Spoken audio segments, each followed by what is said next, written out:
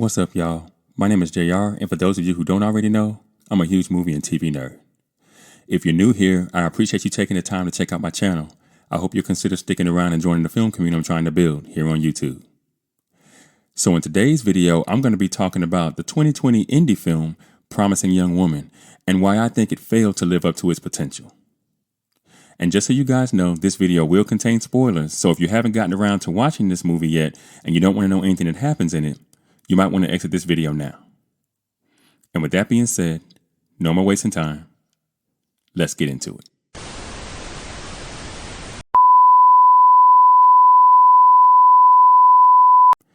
Promising Young Woman is a dramatic thriller co-produced and directed by Emerald Fennell in her feature directorial debut.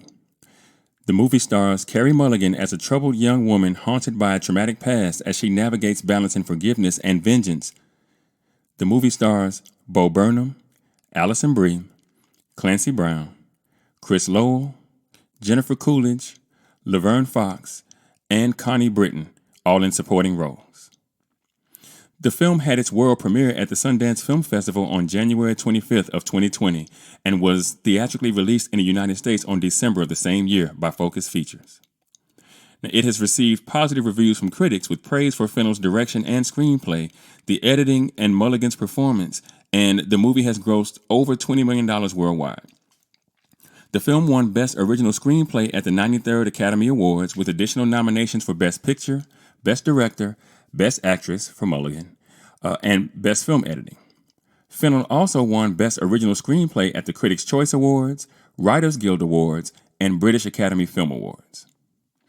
Now, at the time of the making of this video, the movie has a 90% on Rotten Tomatoes, and that's based on 433 critic reviews, with the popcorn meter sitting at 87%, and that's based on over 500 verified ratings.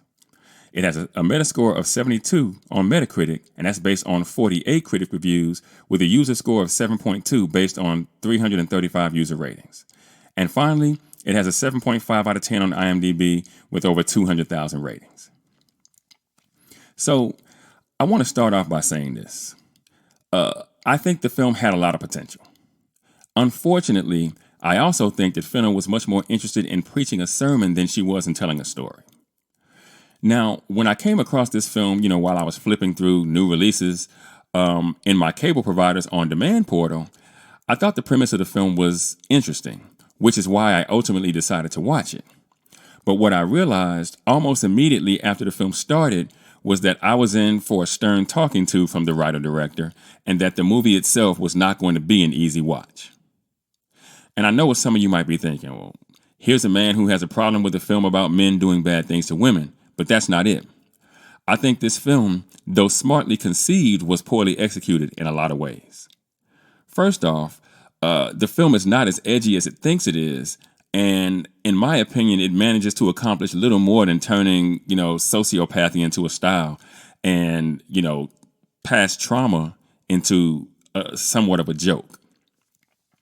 Now, once you get into the setup of this story, you realize just how preposterous it actually is. And it's not that you don't know that there are bad men out there, men that would certainly be willing to take advantage of a woman in a vulnerable position if the opportunity presented itself. But I had to ask myself, how many predator hangouts can there be in one suburban town? How many men can there be that would not only, assault a seemingly inebriated woman, but respond in just the right way for the writer to paint all the men in this film with the same broad brush? There's literally no nuance to be had in the interactions between the main character and the scores of men who could use a good finger wag whatsoever. And the way the men all talk in this film is also seriously suspect.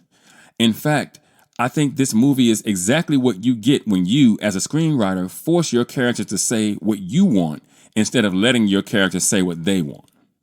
The dialogue in this film completely undermines the story, and it makes you take what you're actually watching so much less seriously, and therein lies the problem. It's like Fennell just made a list of all the cliches she's ever heard a man say pertaining to assaulting women, and then she just decided to hammer the audience over the head with every single one of them for an hour and 53 minutes, in the interest of making a point. And I guess that point is that all men, Every single one of them are just variations of bad. And the sad part is that the movie could have been good. I think the film would have played much better if Cassandra was the one that had been assaulted instead of it being Nina, her childhood friend, who sadly committed the act of self-deletion before the events of the film happened. Cassandra's need for revenge would have been cleaner, in my opinion, if that had been the case. Kind of like it is in all the I Spit on Your Grave films. Secondly, I think the parts of the film that included Cassandra playing drunk in bars in order to entrap men, going to extraordinary lengths to actually help them maneuver her into compromising positions, all so she can have a gotcha moment when she pops up sober and tisks them into submission, was wasted storytelling. And my biggest problem with this whole thing was the decision to have Cassandra die at the end of the film. I think, again, if she had been the actual victim of the assault that happened 7 years prior, it might have made more sense to have her do away with Al Monroe at his bachelor party instead of it being the other way around. That choice was extremely puzzling to me because it just made me realize that Fennell, after all that she went through, she was afraid to go ahead and say what needed saying here, that sometimes a violent action calls for a violent reaction.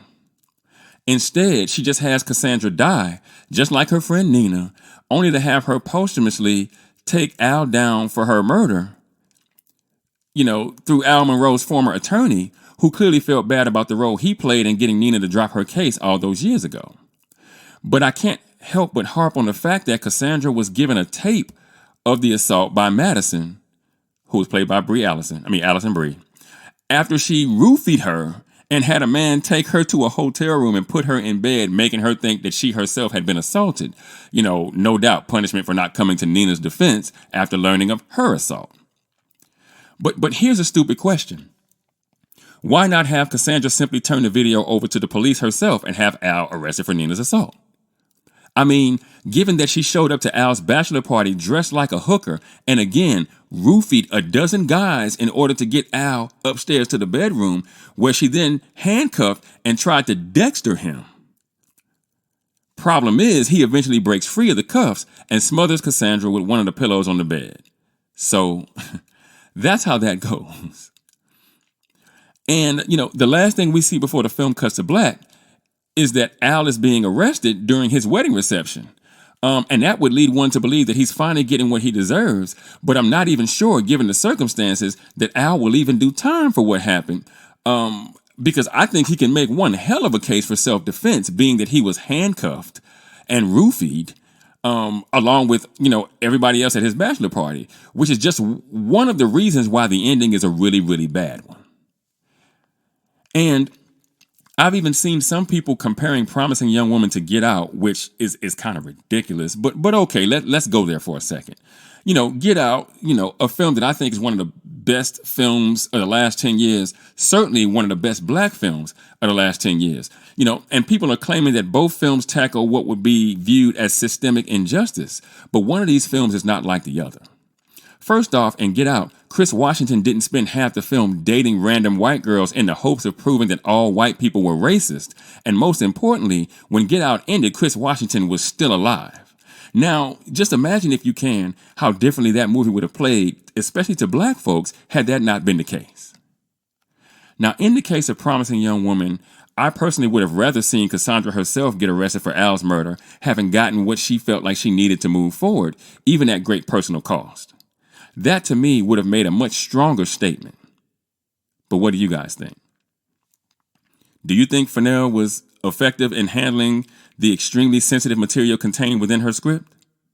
Or do you think she was more interested in striking a blow against the quote-unquote patriarchy than telling us a good story? Let me know in the comments. And for those of you that might be new to the channel, be sure to like and share this video. If you really like the content, be sure to subscribe and hit that notification bell. That way you'll be notified whenever I drop a new video. Also, be sure to go and check out themaskscreenwriter.com for more television and film reviews and info on my upcoming film projects. And with that, I'm going to go ahead and get out of here. I got screenplays to write. I'll catch y'all in the next video.